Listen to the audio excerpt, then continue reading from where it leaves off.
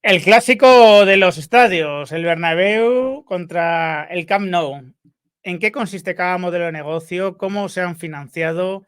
¿No? ¿Qué expectativas hay? Voy a comentar con Tomás Rubio, bueno, pues esta batalla, ¿no? Que también hay entre los estadios.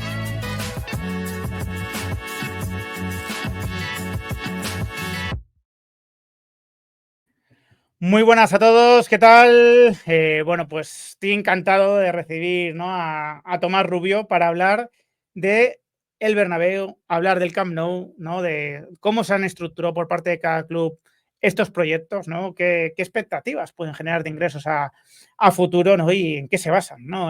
Cada uno, porque creo que son suficientemente diferentes como para poder sacar un tema de conversación interesante, ¿no? Interesante e informativo también, ¿no? Así que voy a saludar ahora mismo a Tomás. ¿Qué tal, Tomás? Buenos días.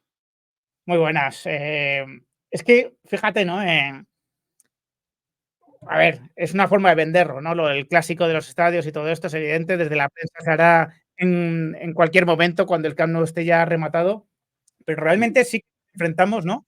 A dos modelos de negocio dentro de que es un estadio, dentro de que es un recinto para jugar al fútbol, ¿no?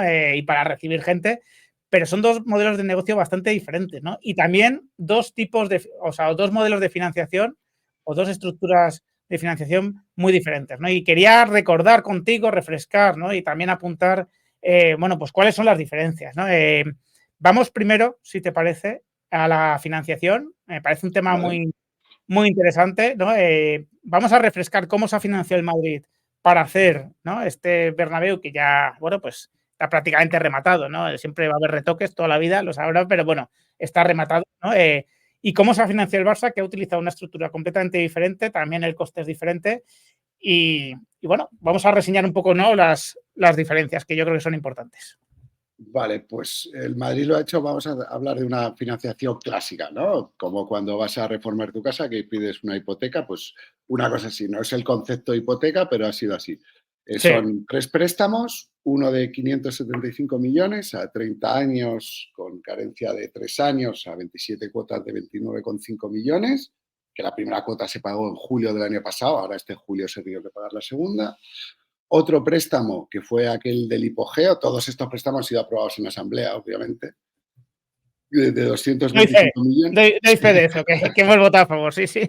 Sí, sí, de 225 millones que lo acompasaron para que finalizara la misma vez que el otro préstamo. Por tanto, este es un préstamo de menor duración, 27 millones, con 3 de carencia y 24 cuotas de 10,5, que la primera cuota se paga, o se ha pagado ya este julio del 24. Y luego, por último, que fue el de la asamblea anterior, de la última asamblea, que votasteis a favor, de 370 millones a 30 años, con 3 de carencia, con cuotas de 26,5 millones. Y la primera cuota a pagar creo que era noviembre del 26. ¿Vale? O sea que hay dos préstamos que finalizan, creo que es en 2049 y este último en 2053 o en 2052, algo así. Para que la ¿Vale? Y gente se lo aclare, 1.170 millones pedidos de principal, esa es la suma correcto. de los tres créditos, dos de ellos acompasados, un tercero que irá un poquito más allá del tiempo y diferentes tipos de intereses negociados, aunque en los dos primeros préstamos un tipo de interés muy bajo, ¿no? O muy por debajo del Sí. valor actual de mercado, ¿no? Mira, pues el primero fue al 2,5, el segundo, el de 2,25, fue al 1,50 y del tercero no han dado cifras, pero con el cálculo de la cuota que te ponen las cuentas, pues debe de rondar el 5%. Estaba allí el yield americano al 5%, o sea que por mucho Real Madrid que seas, no te van a regalar el dinero. Así que la media, creo que recordar que ponen las cuentas, que es un 3% o algo así.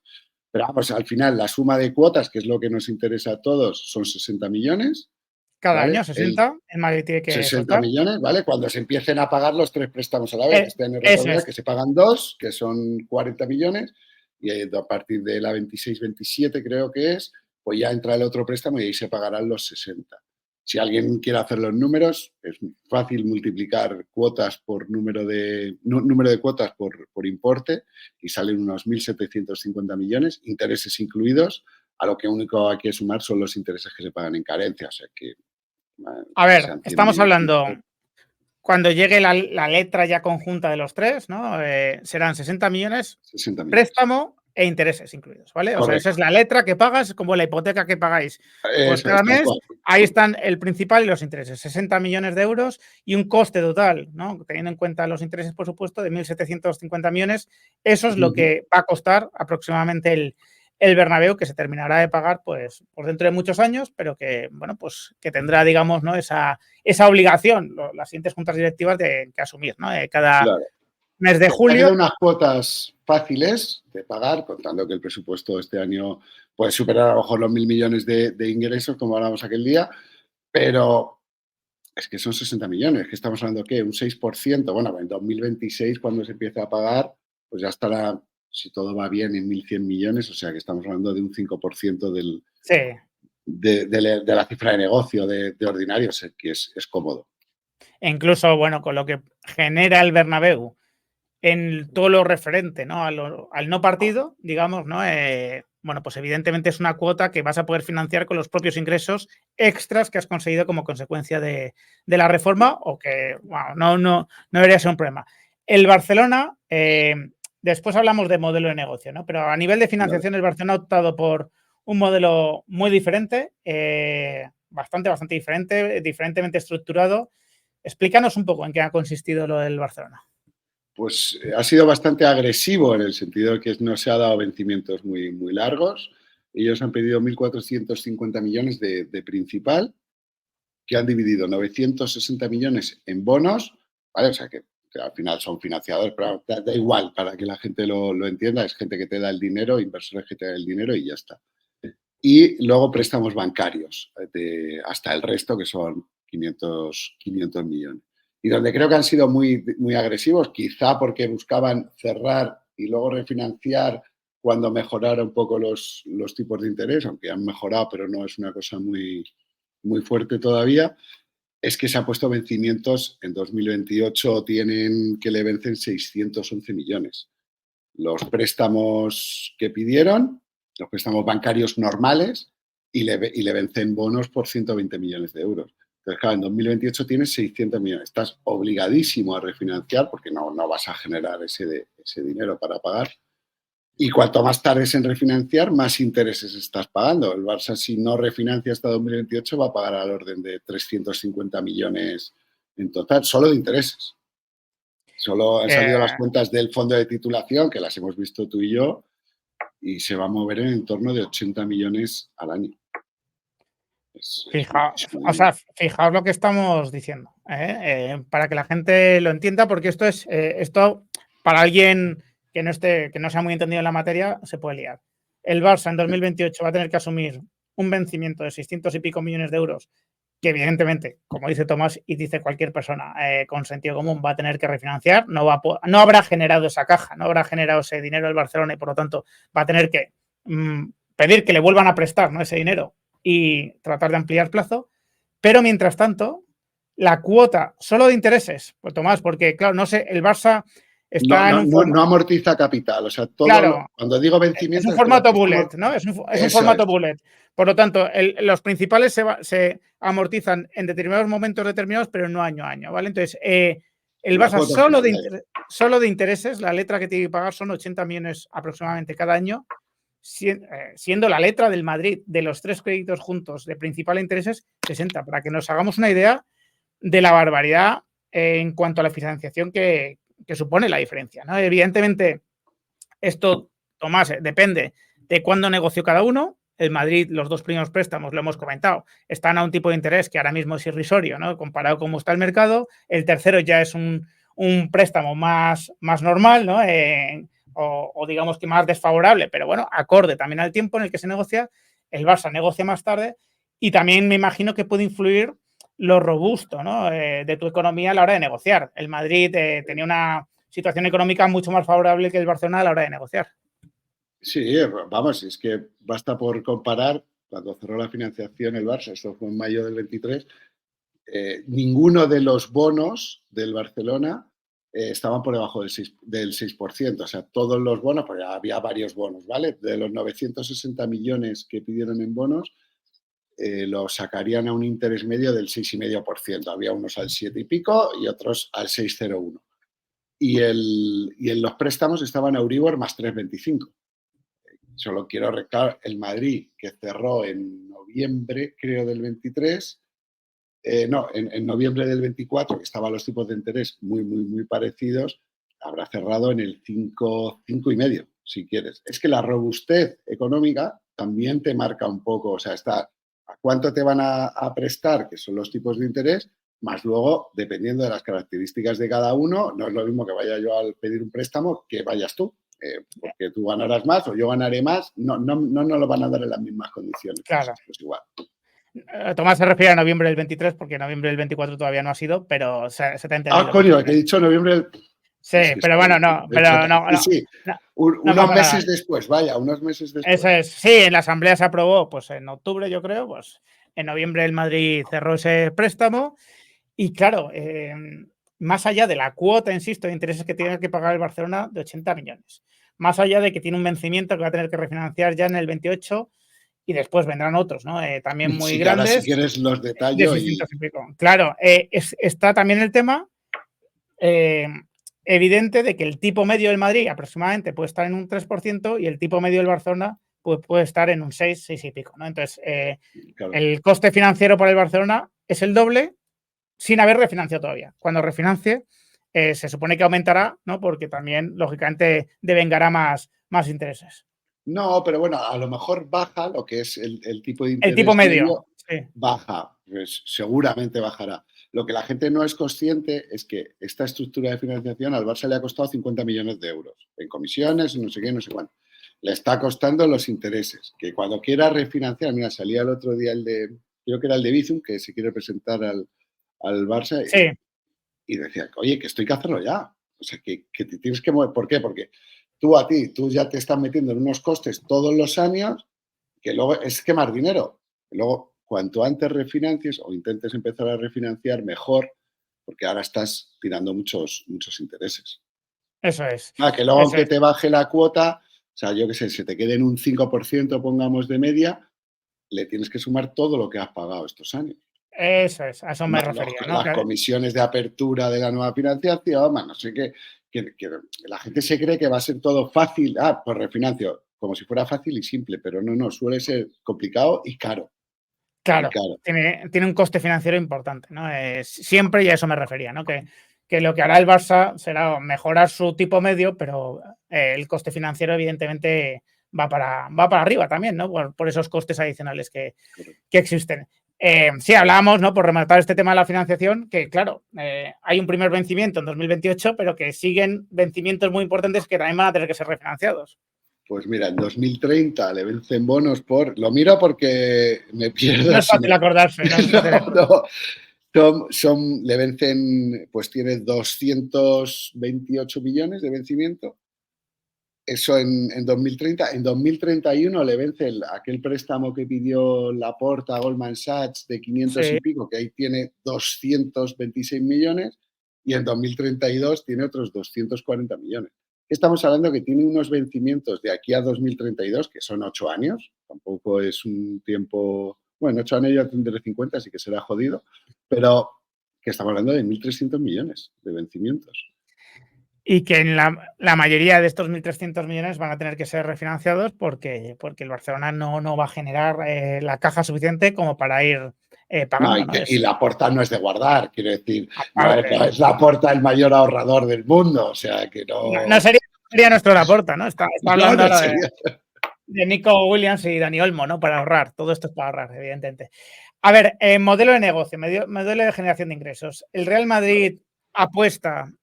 bueno, más allá, ¿cómo lo vamos a negar? ¿No? Por el tema VIP, por aumentar el ticketing, aumentar los ingresos, ¿no? En día de partido, eso es compatible, ¿no? También con el modelo de negocio del Madrid, con, sobre todo, aumentar ingresos muy significativamente en días de no partido, ¿no? Sí. Para eso se llegó a un acuerdo con Legends.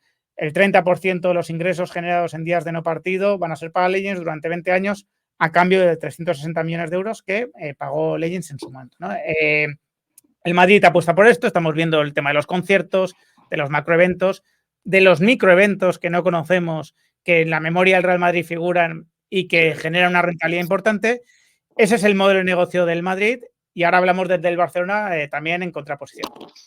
Sí, pues el modelo del Madrid se basa, porque el crecimiento, vamos a ver, el fútbol tú creces, al principio se crecía con el número de localidades, a más localidades, más dinero, luego fue la tele, que eso tiene la subida que tiene, y luego fue los palcos VIP. Estos son los crecimientos, vamos a llamar, tradicionales. El Madrid ya tiene sus 6.000, 7.000 plazas VIP, butacas VIP o de hospitality, o sea que ya no puede, como no pudimos ganar ningún metro cuadrado de edificabilidad, mira que somos el Madrid y Florentino mueve los hilos y tal, pero no ganamos cero, el Barça ganó 50.000 metros cuadrados, pero nosotros cero, pero no pasa nada. Entonces, no podíamos ampliar capacidad. De hecho, yo creo que en algún momento se reducirá un poco la capacidad del Bernabéu para hacerlo quizá más cómodo, pero esto es cosa mía, ¿vale? Sí. No podías crecer en número de localidades ni en número de VIP. Entonces, tu crecimiento era, pues, hombre, inflación, la subida de precios de cada año, poco más, poquito margen de crecimiento tenía. Entonces, el Madrid se fue a los ingresos en los días de no partido.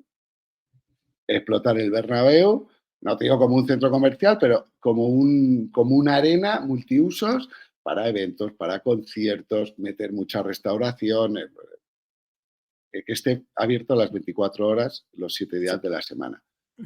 Y esa ha sido la apuesta, de ahí al TP retráctil, de ahí toda la restauración que están haciendo arriba, en el Skywalk, todo lo de abajo, de las plazas que también va a haber. Y así el Madrid considera que va a ganar mucho más dinero porque es donde tiene el margen de crecimiento. El Barça ha sido lo contrario, ha sido el crecimiento tradicional.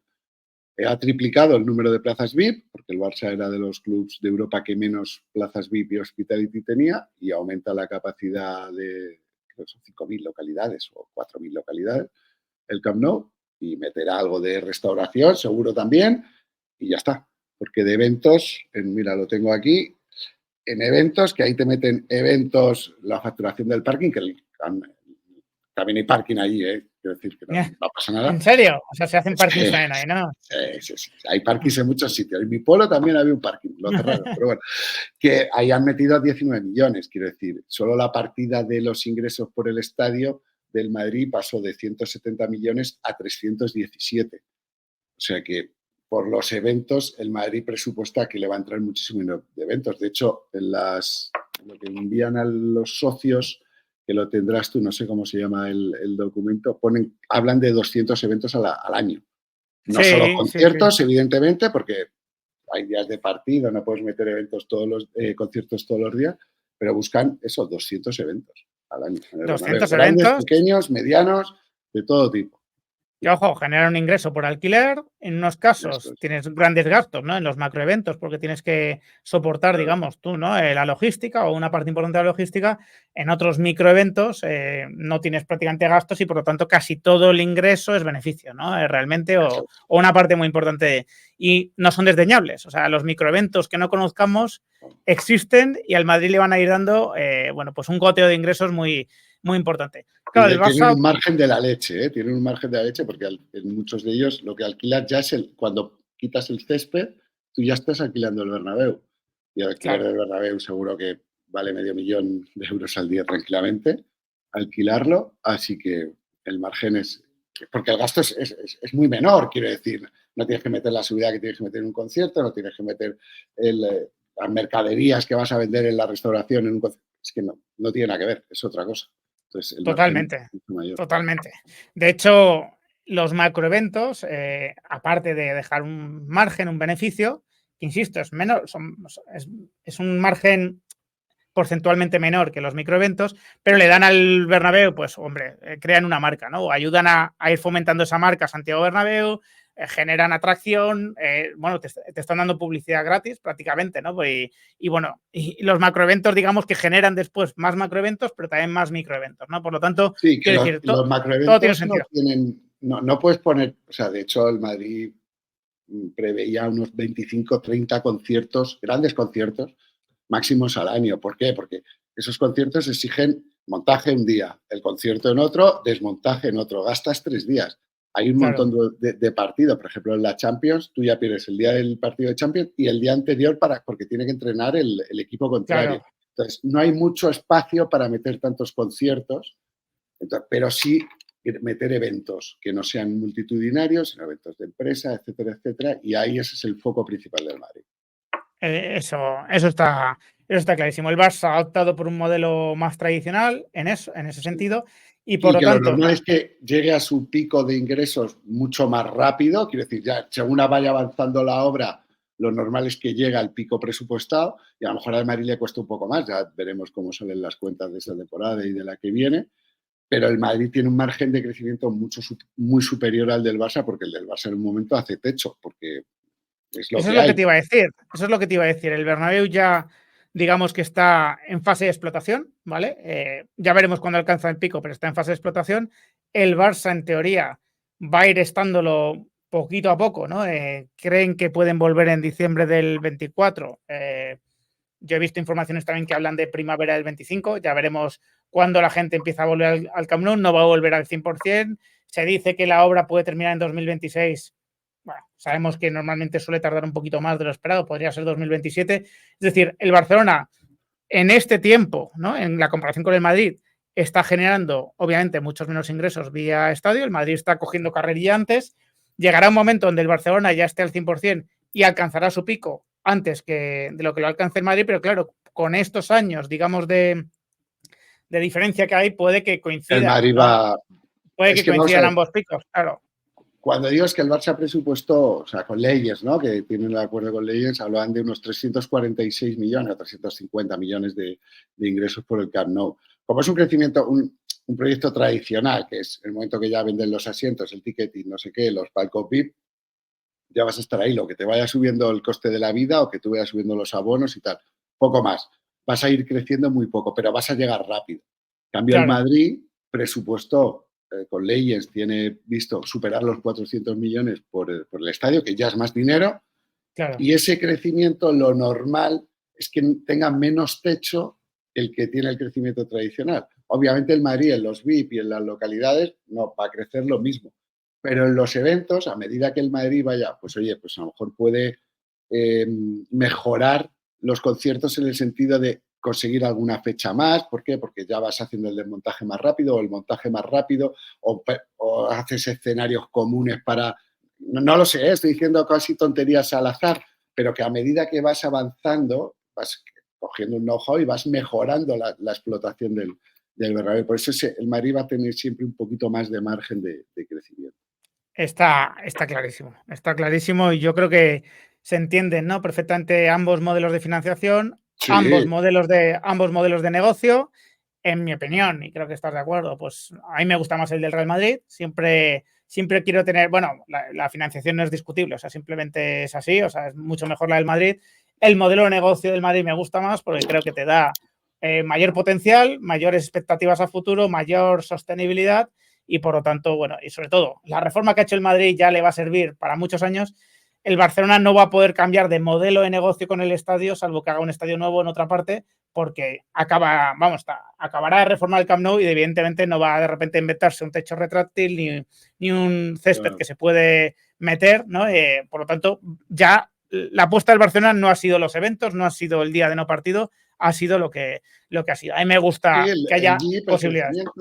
el crecimiento del VIP, del hospitality, que seguro que lo hacen chulísimo, y la restauración que tienen y tal, y lo harán fenomenal, pero es un crecimiento más, es un modelo tradicional, que generará muchos menos dolores de cabeza, porque es un modelo que todo el mundo más o menos ya, los estadios, el Camp Nou también hace sus eventos ahora, o hacía sus eventos, el Bernabéu y tal, pero claro, lo que ha hecho el Madrid es otro modelo, sí que genera más dolor de cabeza, y tenemos el tema del ruido y tal, pero que tiene mayor potencial. Efectivamente, tiene mayor potencial, hay que solventar esos temas, no con los vecinos, con la legalidad. O sea, hay que estar en la legalidad, lo que hemos comentado también en el otro vídeo que grabamos, hay que estar en la legalidad. El Madrid tiene que obsesionarse con eso, llegar a un trato razonable también con el ayuntamiento, ¿no? Y que bueno, que todo sea pues lo más armónico posible. Está clarísimo. Sí. Pues Oye, Tomás, creo que lo sí, has dicho al principio, pero por remarcarlo, que el coste del Bernabéu, la financiación, sumando los intereses, es muchísimo dinero, más del que vamos a ganar probablemente la semana que viene, pero Oye, que el Madrid ya ha firmado lo de Legends, ¿eh? Es que el Madrid ya ha recibido 315 millones o 313 millones de Legends, Sí, que pueden llegar a ser sí, hasta 360, ¿vale? eso es, eso O es. sea que ya te has quitado el 25% del coste, ya te lo has quitado. Sí, que luego vas a tener que repartir con Legends, pero es que son Legends también los que te van a ayudar a traer todos estos eventos. Estás como pagándoles un salario. Esto es Pues, importante, este concepto es importante explicarlo, aunque yo lo he hecho varias veces, porque ahora utilizamos el término palanca y creemos que todo es lo mismo, no todo es lo mismo. O sea, vender tus derechos de televisión como hizo el Barcelona es simplemente un ingreso adelantar financiero, ingresos, adelantar es ingresos. adelantar ingresos y que tenga un gran coste para ti, ¿no? A futuro, porque lógicamente al adelantar ingresos le estás concediendo, ¿no? O estás teniendo, digamos, que un coste de oportunidad financiero muy importante por lo que dejas de percibir. El Real Madrid se asocia a Legends no porque Legends ponga 360 millones de euros, que obviamente, ¿no? También es importante, sí, eso está fenomenal, sino porque Legends en teoría es absolutamente top a la hora de gestionar recintos deportivos en días de no partido. Entonces, el Madrid lo que busca con Legends es ese dinero, por supuesto, pero es sobre todo que le ayude a conocer un negocio y a explotarlo, bueno, pues con la mayor eficiencia posible para generar muchos ingresos, de los cuales Sí, se quedará durante 20 años el 30% Legends, pero el Madrid, que ya veremos si renueva cuando llegue ese momento el acuerdo o no renueva, el Madrid está adquiriendo un know-how y sobre todo está consiguiendo más ingresos de los que el Real Madrid conseguiría solo por no conocer ese negocio, simplemente. No es como si yo me pongo a vender camisetas. Necesito a alguien que me ayude, un es, socio es, industrial esta es que la me ayude diferencia. a distribuir, a producir, a todo eso. Sí, a ver, ambas son palancas, ¿eh? Quiero decir, la venta de los derechos televisivos o esta venta de derechos de los ingresos del Bernabéu, de los días de los partidos, son palancas. Pero la diferencia es que el Barça está vendiendo ingresos seguros, ya reconocidos, ya asentados dentro del club, como son los derechos de televisión, mientras el Madrid está vendiendo unos ingresos que pueden llegar o no. Quiero decir, ahora los Claro. ingresos no partido del Real Madrid son los eventos, lo que tuviera, nunca me he puesto a calcularlo, pero serán poquísimos. Y lo que le está pagando a Legends es, toma, yo te doy este 30% a cambio de esos 300 millones y de que tú me consigas los ingresos. Entonces, Eso es. es Eso ambos a mí me parece palancas si importante. quieres, pero el matiz importante es vender algo que tú ya tienes, que es tuyo ingreso, simplemente para adelantarlo, y otra cosa es vender unos ingresos que te tienes que trabajar. ¿Vale? Es una colaboración, si se quiere decir. Exactamente. Y ya rematamos, ¿no? Yo siempre diferencié, si hubiese sido real, que no es lo mismo vender tus derechos de televisión que lo de Barça Studios, ¿vale? Eso es. Barça Barça Studios. Studios, en teoría te asociabas a un socio industrial que te podía ayudar a generar negocio. Ya hemos visto lo que ha sido, ¿no? Ha sido un cachondeo, pero bueno, si hubiese sido real, desde luego hubiese tenido un sentido diferente a vender los derechos de televisión. No Sí, tiene, el no tiene sentido de la operación de Barça Studios era el mismo que lo del Eso es, Bernabéu, ¿vale? eso es. Oye, busco un socio comercial o un socio industrial que me ayude a que esta parte del negocio me crezca y ya está. Eso es, tal cual. Pues, oye, Tomás, muchísimas gracias. Se podría Aaron, hablar durante horas de este tema porque a mí me parece apasionante, pero creo que hemos, bueno, pues acotado bien lo más importante. Y nada, te mando un fortísimo abrazo y mi agradecimiento de nuevo. venga, tío. Chao.